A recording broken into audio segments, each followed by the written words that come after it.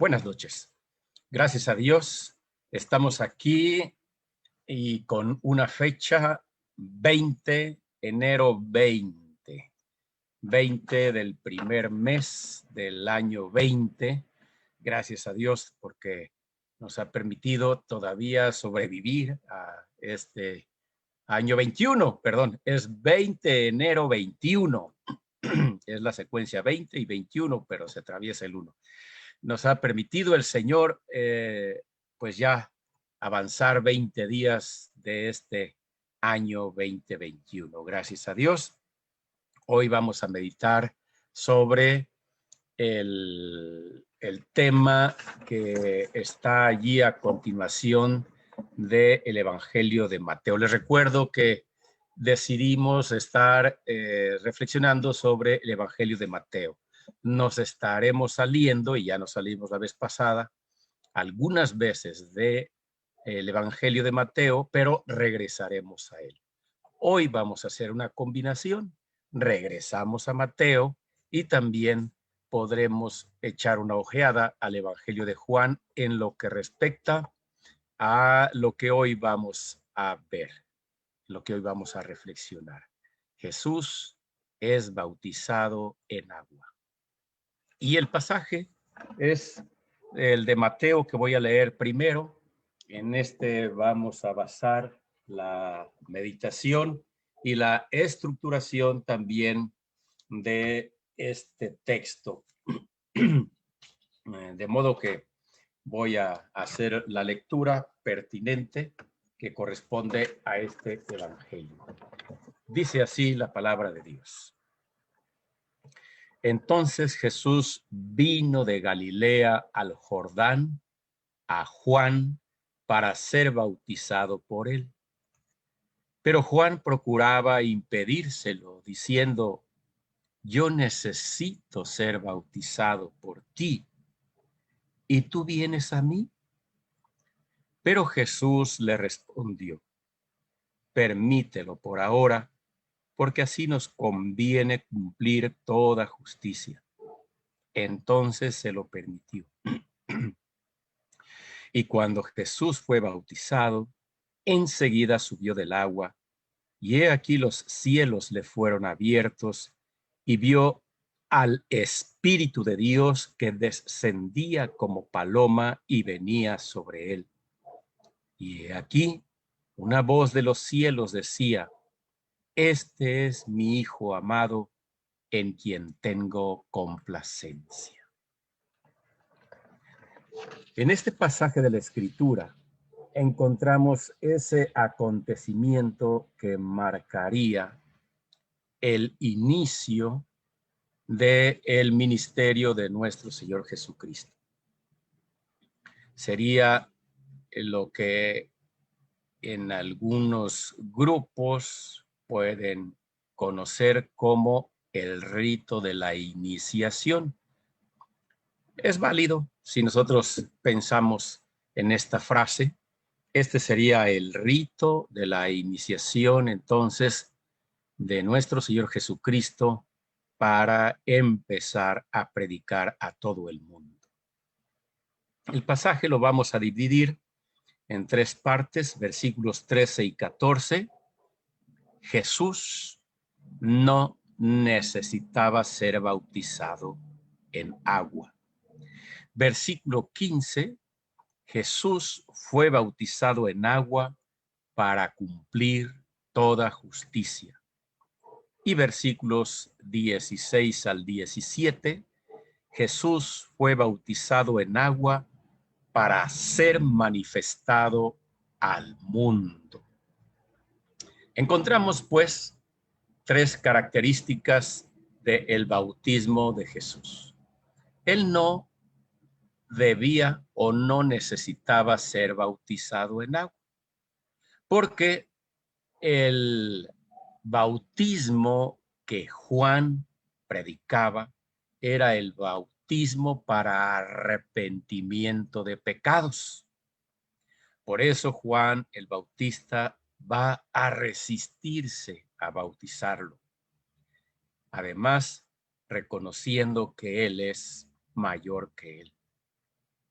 De modo que va a decir, yo necesito ser bautizado por ti.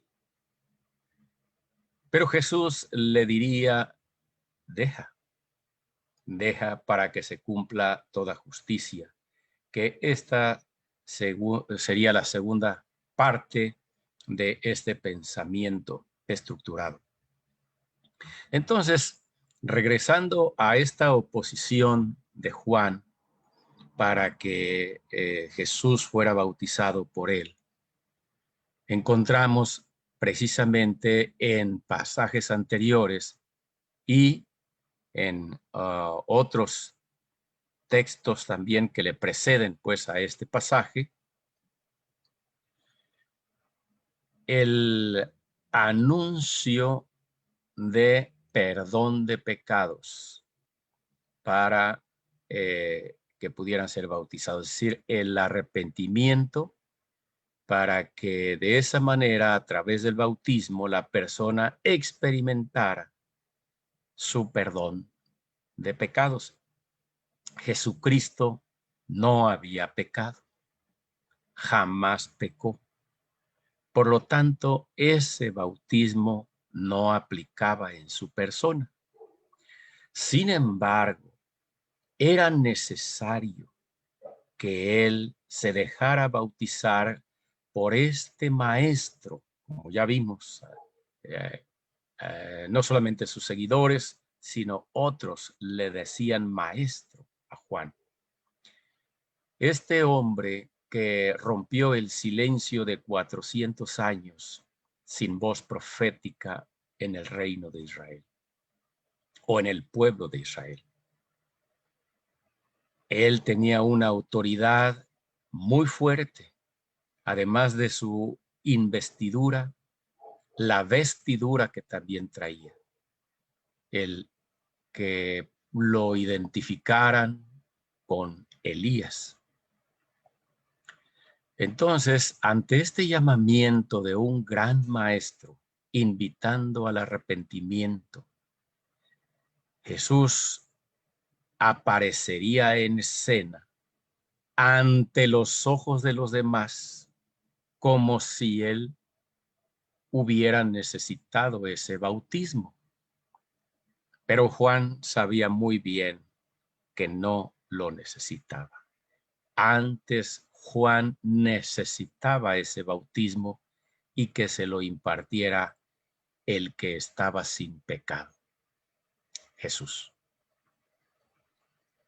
De ahí que en el siguiente versículo, cuando Jesús le dice, deja para que se cumpla toda justicia, de alguna manera Jesús le está diciendo, es necesario que tú me bautices para que yo pueda dar una proyección hacia esta gente de que he estado en comunión con lo que tú estás predicando aquí y que yo requiero ser bautizado por otra parte también, porque de esta manera nadie me podrá recriminar después que yo no haya escuchado la voz tuya. Y Jesús más adelante les plantearía una situación complicada a sus oponentes cuando les diría, el bautismo de Juan, ¿era bautismo de los cielos o bautismo de los hombres? Y entonces ellos dijeron, no, pues no podemos responder a esto, porque si decimos de los cielos, nos va a decir por qué entonces no acudieron y no se rindieron ante su mensaje. Y si decimos de los hombres, pues no, tampoco, porque el pueblo reconoce que era de los cielos. Y ante esto de que el pueblo reconocía que el bautismo de Juan era de los cielos, entonces Jesús podía dar testimonio público ante sus oponentes de que él recibió ese bautismo de los cielos, aunque con un sesgo diferente en su persona.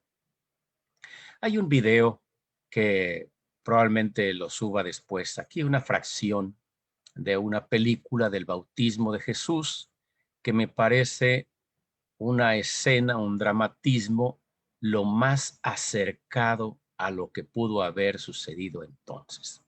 Primero porque en esta escena Jesús es sumergido completamente en agua, que eso es lo que significa bautismo, y no rociado con una jicarita como aparece en algunos cuadros pictóricos. Y por otro lado, la expresión que ahí se le adjudica a Juan, claro, no está registrado en la Biblia, solamente nos sirve de idea, ¿verdad? No podemos decir que así fueron las palabras que él dijo.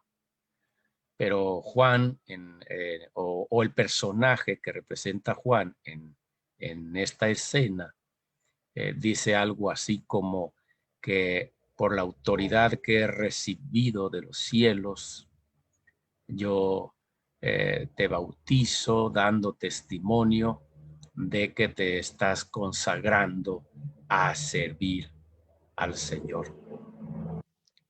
Y por ahí podríamos entender cómo, aunque no se hayan dicho estas palabras, no lo sabemos. Pero ciertamente, como decía al principio, el rito de la iniciación para el ministerio de Jesús iniciaría con el bautismo.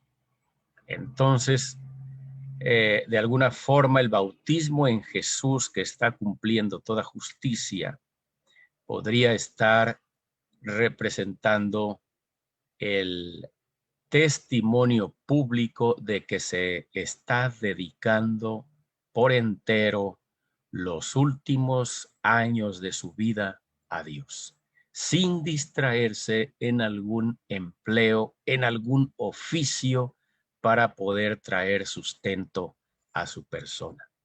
Va a dedicarse por completo al servicio de Dios. Y podríamos entender que este significado sería el bautismo de nuestro Señor Jesucristo, pues ya descartando desde luego que él no necesitaba ser bautizado por arrepentimiento o para arrepentimiento de pecados. Ya cubrimos las dos partes porque estamos haciendo una explicación ligada entre las dos. Y la tercera parte la vamos a subdividir además en tres también. La tercera parte, que sería Jesús fue bautizado en agua para ser manifestado al mundo. En el versículo 14 de este evangelio dice así: pero Juan procuraba impedírselo diciendo: yo necesito ser bautizado por ti. ¿Qué encontramos en esta expresión? Que Juan está identificando a Jesús, sabe de quién se trata. Entonces, esta manifestación o exposición o presentación de Jesús ante el mundo está identificado por un hombre, en este caso Juan. Jesús es identificado por un hombre ante la multitud que está allí presente. Y de aquí nos vamos a salir al Evangelio de Juan porque está un poco más extenso lo que fue este encuentro cuando Juan bautizó a Jesús. Dice así allá en Juan, me parece que no les di la cita, pero sería Juan 1, 29 al 34. Entonces, puedo repetir, los dos textos en los que nos estamos basando es Mateo 3, 13 al 17 y Juan 1, 29 al 34. Los versículos 29 al 31 nos van a dar en esta liga que estamos teniendo con el versículo 14 de Mateo, que Jesús es identificado por un hombre, en este caso Juan. Le estoy llamando intencionalmente por un hombre, porque más adelante veremos la identificación divina. Entonces, leemos los pasajes que les decía de aquí del versículo 29 al 31. Dice así: al día siguiente, Juan vio a Jesús que venía hacia él y dijo, así como ante los que estaban alrededor: he aquí el Cordero de Dios que quita el pecado del mundo. Este es aquel de quien dije, después de mí viene un hombre que ha llegado a ser antes de mí porque era primero que yo. Yo no lo conocía, pero para que él fuera manifestado a Israel, por esto vine yo bautizando en agua. Y aunque el texto es específico en cuanto a la manifestación a Israel, yo estoy ampliándolo al mundo, porque no se quedaría solamente en Israel. Jesús también se presentaría ante gente no israelita, y miren hasta los tiempos que hemos llegado. Estamos aquí a tantos kilómetros de Israel, a tantas millas náuticas si lo vemos por mar. Y Jesús se ha manifestado a nosotros también. No de la manera física como lo hizo allí, pero se ha manifestado en nuestras vidas. Y aquí estamos, a su servicio. El pasaje, pues, menciona la presentación de Juan ante la sociedad, podríamos decirlo así, la sociedad israelita, pronunciando las palabras después de que él lo identifica. Este es el Cordero de Dios que quita el pecado del mundo. Ahora podemos entender que Juan por eso no quería bautizarlo, porque el que quita el pecado del mundo está sin pecado. Ninguno con pecado podría quitar el pecado de otro. Por eso entre los seres humanos no nos podemos quitar pecados, refiriéndonos a esos pecados ofensivos hacia Dios. Podemos perdonarnos los pecados, si usamos ese término, es válido, traducido como ofensas entre nosotros. Sí, nos podemos perdonar unos a otros, de hombre a hombre, de mujer a mujer, de mujer a hombre, de hombre a mujer. Podemos perdonarnos los pecados que nos hemos hecho entre nosotros.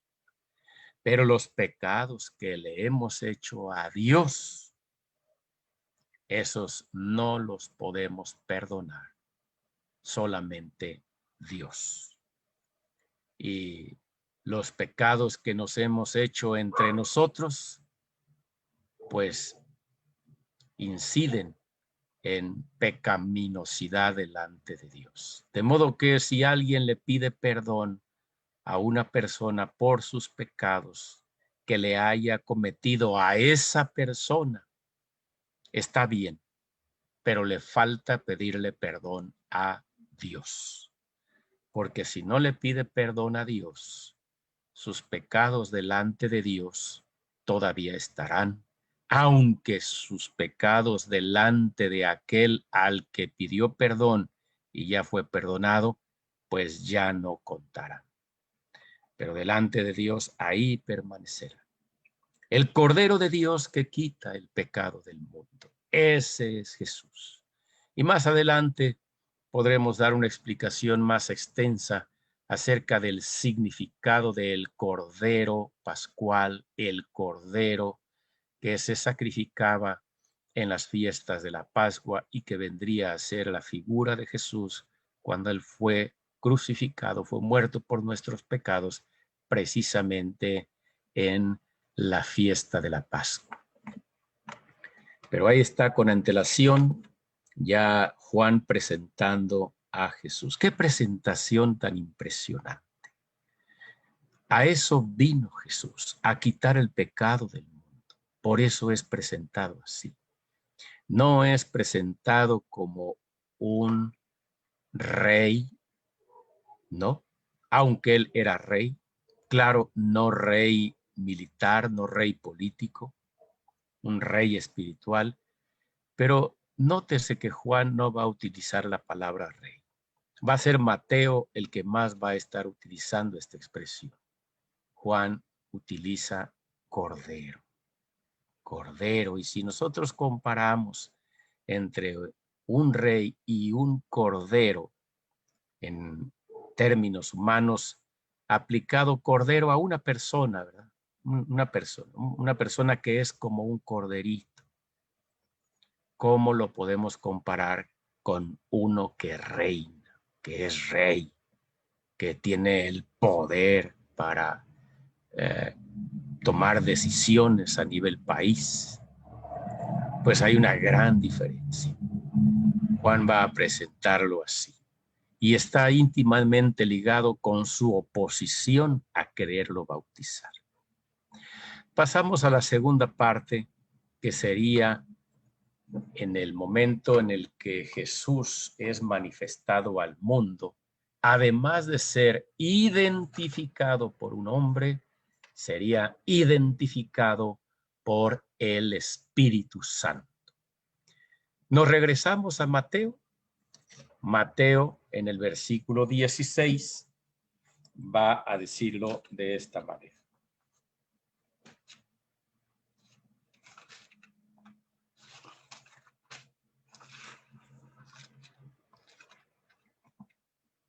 Dice así: y cuando Jesús fue bautizado, enseguida subió del agua, y he aquí los cielos le fueron abiertos, y vio al Espíritu de Dios que descendía como paloma y venía sobre él. Y vio al Espíritu de Dios que descendía como paloma sobre él. El Espíritu Santo está identificando a Jesús. Está diciendo quién es Jesús. Y al regresarnos a Juan, vamos a observar que esa señal necesitaba también Juan. Ya lo había percibido antes de bautizarlo, pero en el momento del bautismo le fue confirmadísimo en su corazón, por si hubiera tenido alguna duda, por si se hubiera equivocado de personaje. Ahí estaba. Y vamos a leer entonces lo que dice en el Evangelio de Juan, los versículos 32 al 34 del capítulo 1, donde estamos. Dice así el texto: y Juan dio testimonio diciendo: he visto al Espíritu que descendía del cielo como paloma y posó sobre él. He visto. Es decir, en el Evangelio de Mateo se narra que Jesús vio. También Juan vio al Espíritu que descendía del cielo como paloma y posó sobre él. Dice el versículo 33, yo no lo conocía. Y es que Juan y Jesús, aun cuando eran parientes, no se criaron juntos. Juan se criaría en Nazaret. Recordemos su huida a temprana edad de ahí, de Belén, y hacia Egipto, y de Egipto llegaría a habitar en Nazaret. Juan habitaría, así lo entendemos, con sus padres en esa región de Judea, hasta en algún punto en el que decidió irse de ermitaño, como nosotros podríamos identificar a alguien así, ¿verdad? Vivir fuera, aunque pues ermitaño es el que vive en una ermita, ¿verdad? Pero bueno, a veces se identifica a ermitaño alguien que vive allá como en el monte, ¿verdad? O algo así. Jesús, Juan no viviría en el monte, no le podríamos llamar montañés, ¿verdad? Él vivió en el desierto, así es que sería un hombre sin contacto prácticamente con personas. Estaría en contacto más con Dios en esa preparación que él tenía que tener para poder ser el portavoz del Mesías. Él no lo conocía. Pero el que me envió a bautizar en agua me dijo, aquel sobre quien veas descender el Espíritu y posar sobre él, este es el que bautiza en el Espíritu Santo. Yo lo he visto y he dado testimonio de que este es el Hijo de Dios. Ahora Juan va a utilizar otro título aparte del Cordero de Dios. Va a decir es el Hijo de Dios. Esto es lo que Juan va a hablar acerca de Jesús y de este modo estamos observando que Jesús, además de haber sido identificado por un hombre, sería identificado también por el Espíritu Santo. Finalmente, Jesús sería identificado por el Padre. Y para eso tenemos que regresarnos a Mateo, versículo 17. Dice así el texto. Y he aquí, una voz de los cielos decía, este es mi Hijo amado, en quien tengo complacencia. El Padre está identificando a Jesús como el Hijo amado de él. Este es, dice, este es. Solamente un hijo, como dice Juan 3:16. Porque de tal manera amó Dios al mundo que ha dado a su Hijo unigénito, único Hijo. No hay otro.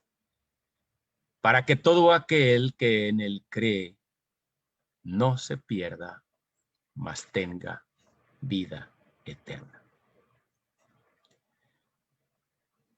Ahí tenemos la identificación entonces de Jesús al ser manifestado a Israel, al mundo, por parte del Padre. Entonces interviene un hombre representando a la humanidad y exponiéndolo a la humanidad, e interviene la divinidad identificando también a la codivinidad que sería el Hijo de Dios, Jesús. Encontramos aquí a las tres personas de la divinidad en este escenario del bautismo de Jesús. El Padre identificando al Hijo, el Espíritu Santo identificando al Hijo y el Hijo siendo bautizado en agua por Juan. Y tengo que aclarar bautizado en agua porque bautismo simplemente significa inmersión. Y en tiempos bíblicos y antes de los tiempos bíblicos se practicaba el bautismo y se conocía que significaba la inmersión o sumersión, sumergir algo en agua completamente. Así se usaba, por ejemplo, para teñir telas, se decía bautiza la tela, métela completamente ahí en el recipiente con líquido colorante para que quede teñida. Y de muchas maneras se utilizaba la palabra bautismo, entonces no necesariamente quería decir ni un rito de purificación, ni tampoco en agua. Por ahí un filósofo de los clásicos decía, estoy bautizado en tantas interrogantes, es decir, sumergido, inmerso. Por eso, el bautismo cristiano es un bautismo por inmersión completa del cuerpo. Cualquier práctica distinta a esta no es el bautismo cristiano. Es una desviación si se quiere decir que es el bautismo cristiano.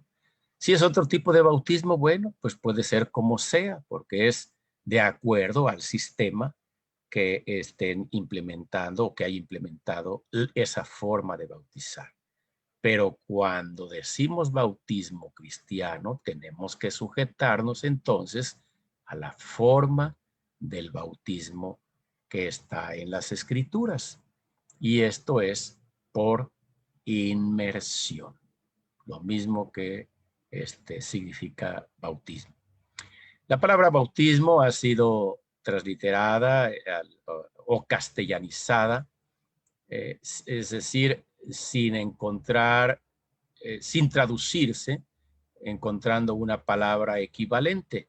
Baptisma, pues simplemente se le cambiaron algunas letritas para castellanizarla y entonces de ahí decimos bautismo. Si se hubiera traducido, no estaríamos utilizando la palabra bautismo, porque entonces se hubiera buscado una similar o una que representara el significado. Y entonces estaríamos hablando de una palabra en español que sería inmersión. Entonces, si no tuviéramos esta palabra, nosotros en vez de decir, oye, ¿ya fuiste bautizado en agua? Diríamos, ¿ya fuiste sumergido en agua? Y esto es importante explicarlo para que nosotros podamos tener un conocimiento pleno. Si usted ha sido bautizado de una manera distinta, bueno, espero que capte y se dé cuenta de que no es la forma escrituraria. Más adelante abundaremos en algún tema específico acerca del bautismo, donde usted va a poder tener una idea más precisa de lo que significa el bautismo cristiano y si usted decidiera ser bautizado conforme a las escrituras, bueno, tendría que entender cabalmente lo que esto implica, lo que esto significa y cómo se aplica. Estamos terminando ya la meditación de hoy sin descuidar esta expresión del Padre identificando a su Hijo. Este es mi Hijo amado. En Él me complazco. En Él toma placer mi corazón. Disfruto de Él. Me gozo de que Él sea mi Hijo, pero además me gozo en Él. ¿Qué padres pueden decir así de sus hijos estas expresiones? Habrá algunos, claro, que se gozan de sus hijos, se gozan y se complacen de tener un hijo así, una hija así. Pero ¿cuántos padres hay que en vez de complacerse, en vez de gozarse de tener ese hijo o esa hija, les causa dolor, les causa vergüenza, a algunos les causa hasta temor, a algunos les tienen miedo a sus hijos, tiemblan cuando ven a sus hijos? La relación de Dios con su Hijo, esa relación de amor y de gozo, es para aprenderla a nosotros también como padres. Porque ciertamente la influencia que nosotros tenemos en nuestros hijos, su crianza, va a determinar la relación que puede venir a futuro. Conozco el testimonio de un hombre que dijo, yo me juramenté cuando era adolescente que cuando creciera iba a matar a mi padre. Imagínense. Pero para llegar a una decisión así en el corazón de un adolescente, ustedes pueden imaginar cuánto daño recibió ese adolescente de parte de su padre y cuánto daño observó este adolescente de parte de su padre sobre su madre para llegar a pensar de esta manera. Bueno, si usted llegó a tener un padre así, que llegó a odiar, perdónelo. Si ya murió, pues ya no hay nada que perdonar, porque a los muertos ya no se les puede perdonar. Ahí solamente nos queda pedirle perdón a Dios. Señor, perdona. Ya a mi papá no le puedo pedir perdón. No está aquí. No puedo clamar y decir, ay, papá, allá donde estés, perdóname. No me escucha, no me oye. Es insulso, es vano. Hablarle a un muerto no nos oye. Entonces ya no es posible, pero Dios sí nos oye. Podemos pedirle perdón a Dios y decirle, Señor, perdóname por haber tenido estos pensamientos hacia mi padre o a mis padres. Y padres, si han ofendido, han lastimado tanto a sus hijos, de tal modo que no pueden encontrar gozo en ellos, acérquense a ellos y platiquen de corazón a corazón. Con el varón, el padre, de hombre a hombre. Perdóname, hijo, perdóname. Un arrepentimiento profundo que el hijo pueda captarlo. Quizá no lo perdone en ese momento si el daño es inmenso, pero le va a quedar allí una tarea que al final va a dar frutos. Y pídale perdón a Dios, porque Dios puede obrar en ese hijo para que también él lo perdone. Dios quiere que así como él se goza en su hijo, nosotros también nos gocemos en nuestros hijos. Y les anticipo, tenemos ya unas conferencias planeadas para la familia. Febrero 10 al 13 estaremos transmitiendo especialmente temas para la familia.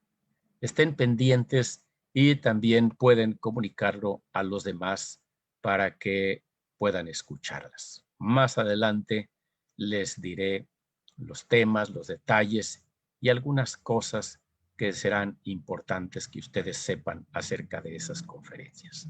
Que Dios nos bendiga y muy buenas noches.